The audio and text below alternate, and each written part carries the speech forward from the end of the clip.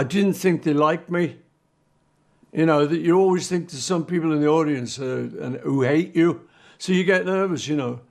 Even one of the most beloved members of the Beatles had his share of difficult relationships in the music world. Paul McCartney, despite his reputation for charm and creating timeless music, wasn't always friendly with other musicians. Behind his public image, there were rivalries, creative disagreements, and personal conflicts that shaped how he viewed certain artists in the industry. The Oasis controversy. The Beatles are widely regarded as the band that changed popular music forever.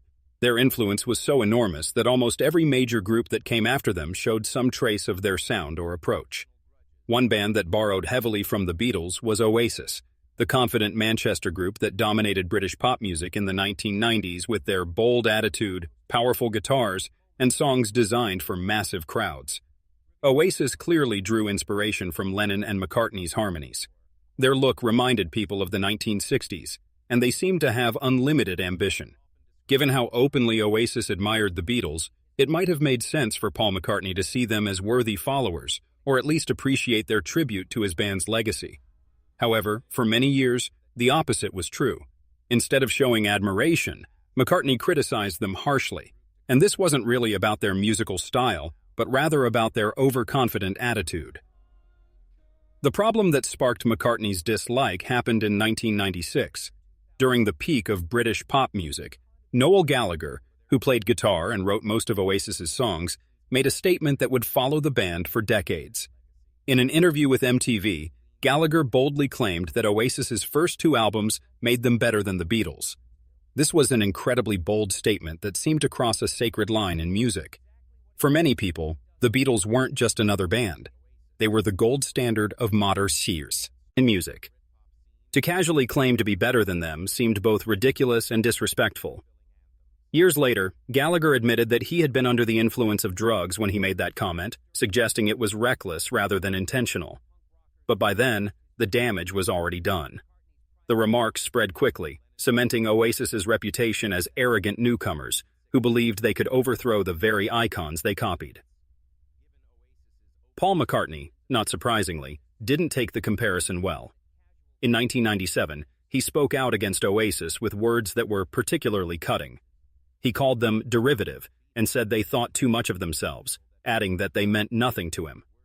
Coming from McCartney, who rarely attacked other musicians publicly, this was especially harsh.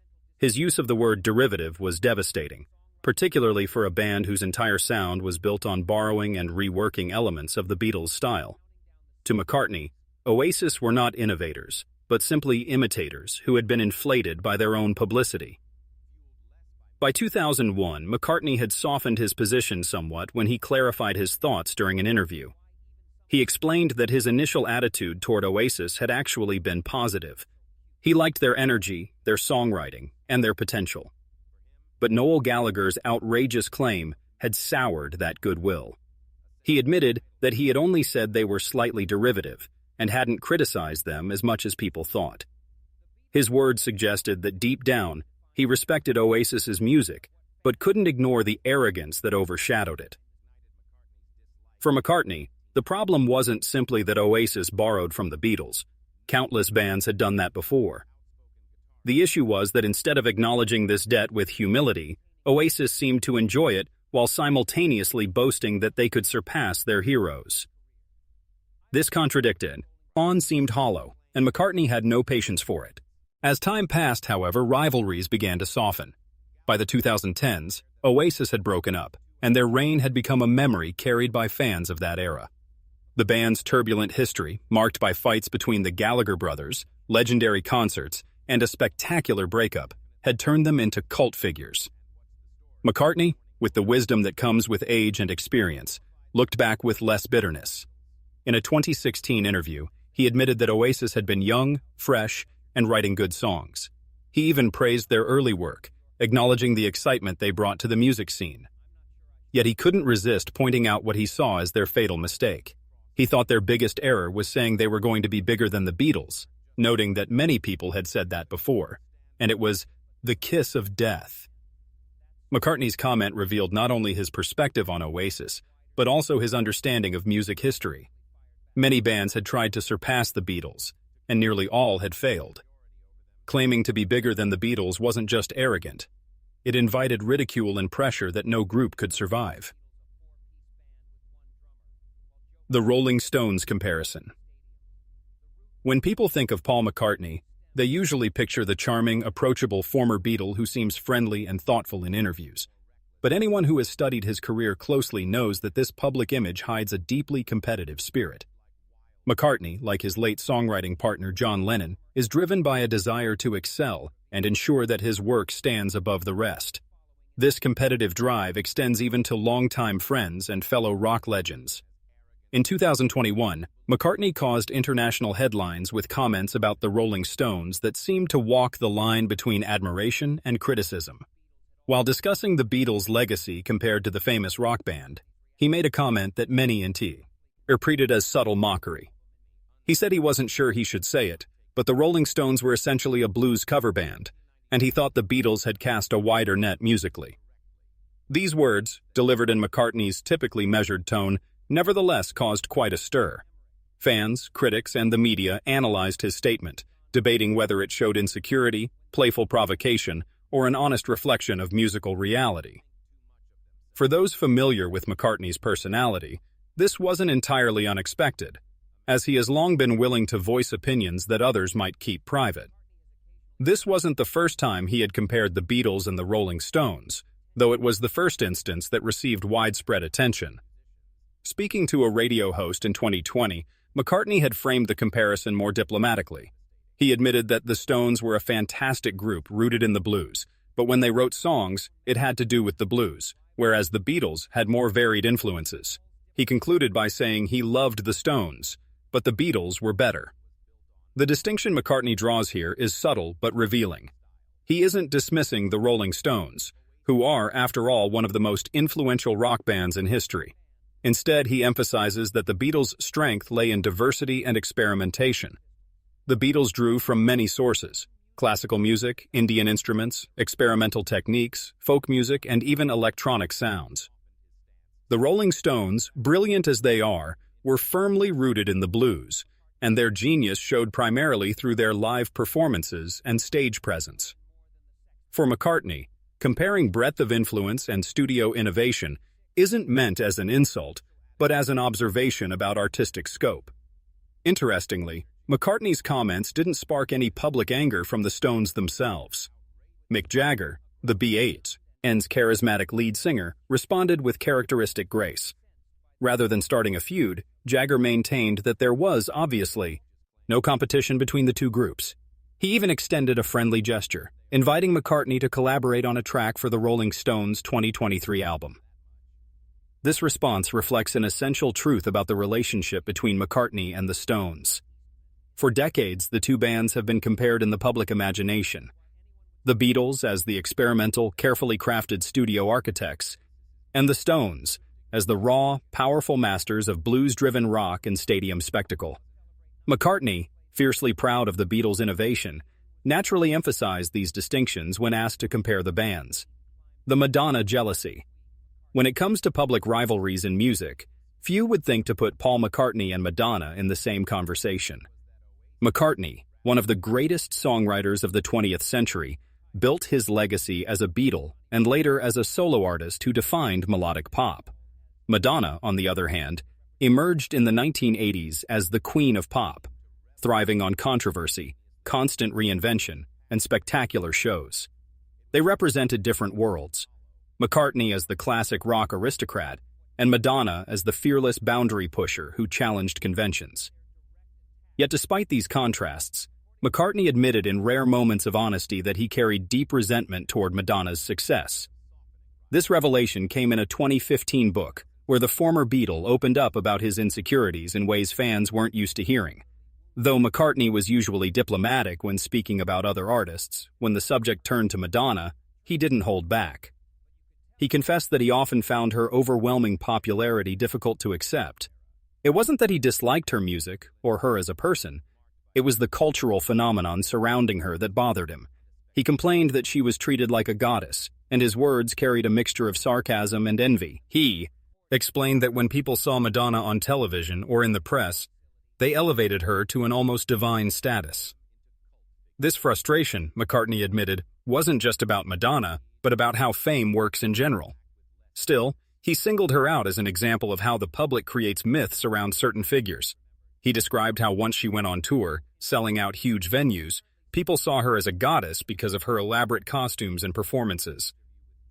His words painted a picture of an internal struggle, knowing he himself had once been worshipped on the same level as Madonna, but now being forced to compete with a new generation of idols.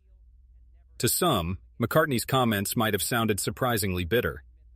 After all, he had little reason to feel threatened by Madonna, since their music didn't compete directly, and his legacy was already cemented in rock history, while hers dominated pop charts and MTV. But McCartney explained the truth behind his resentment: simple jealousy. He admitted that during the early 1990s, he viewed figures like Madonna and Michael Jackson as rivals. Even though his fame came from an earlier era, he still watched the charts and measured his own relevance against theirs. He confessed that during his tours in the 1990s, Madonna was the artist he was most worried about competing with. This honesty revealed something essential about McCartney. Despite his calm and friendly public image, he remained competitive, still chasing the kind of dominance he had enjoyed in the 1960s. Watching Madonna dominate the pop world, reinvent herself with each album, and fill arenas across the globe made him uneasy. She represented everything he was trying to keep up with: youth, innovation, and cultural relevance. Madonna, for her part, likely never worried about McCartney's remarks. She built her career on boldness and refusing to care about critics, which allowed her to survive scandals, reinvent herself through countless eras, and maintain her status as pop royalty long after others faded. Interestingly, Madonna wasn't even a great fan of the Beatles to begin with. While the Beatles were reshaping rock music in the 1960s, she was more drawn to Motown artists. To her, the Beatles weren't sacred. They were simply another act in music history. The Phil Collins encounter. Few musicians can claim a life so deeply connected to the Beatles as Phil Collins. From his earliest days, the Liverpool Quartet served as both inspiration and obsession. As a young boy, Collins absorbed their records, taking in the melodies, harmonies, and inventive songwriting that would later influence his own music. His admiration was so intense that as a teenager, he even appeared as an extra in one of the Beatles' first movies, a small role, but a memory that strengthened his connection to the band. Collins' relationship with the Beatles deepened as his career developed. He had the rare privilege of working with George Harrison during the recording sessions for Harrison's 1970 solo album. That collaboration represented a dream realized for a young man whose musical path had been shaped by the Beatles' sound. Yet even in this golden period, Collins experienced the sting of being left out when he was omitted from portions of the album, a decision that haunted him for years. If being excluded from Harrison's landmark album was painful, what happened years later would leave an even more lasting mark on Collins' memory. By 2002, Collins had become a global star in his own right, commanding respect and admiration across musical genres. One would assume that meeting Paul McCartney, a man who symbolized the pinnacle of musical achievement, would be celebratory, or at least friendly. Unfortunately, the reality was far from that. Collins described the incident in a 2016 interview, his voice still showing frustration years later. He met McCartney at a formal party at Buckingham Palace in 2002. Collins had brought along a first-edition Beatles book, hoping to get McCartney's autograph. He approached the former Beatle expecting warm mutual recognition. Instead, he was met with a comment that cut deeply. According to Collins, McCartney approached with his then-wife, and when Collins asked for an autograph, McCartney said something like, "Oh, our little Phil's a bit of a Beatles fan." Collins was shocked and hurt by what he saw as a condescending remark. For someone who had devoted his life to music and had always honored the Beatles, the comment felt belittling and almost childish. Collins explained that McCartney had a way of talking that made people feel small, as if he was thinking, "I know this must be hard for you because I'm a Beatle, and it must be very difficult for you to actually hold a conversation with me." The encounter, set in one of the most formal and prestigious locations in the United Kingdom, left Collins feeling diminished, a sensation that didn't match his own accomplishments. The story didn't remain private for long. When word of Collins's displeasure reached McCartney, the former Beatle responded not with a formal apology, but with a practical message encouraging both parties to move past the incident. It was a gesture of closure rather than reconciliation, acknowledging that some slights, whether intended or not, might best be left behind. Yet Collins felt compelled to discuss the episode publicly. In later interviews, he reflected on the incident with a mix of regret and determination. While he expressed regret if his words caused McCartney any offense, he insisted that speaking out was necessary. Without acknowledgement, he argued, the behavior would remain unexamined and unchanged. The Michael Jackson betrayal. Few stories in pop history illustrate the collision of genius, ambition, and betrayal, quite like the relationship between Paul McCartney and Michael Jackson. On the surface, the partnership seemed perfect. McCartney, the experienced Beatle and masterful songwriter, had decades of experience creating lasting hits.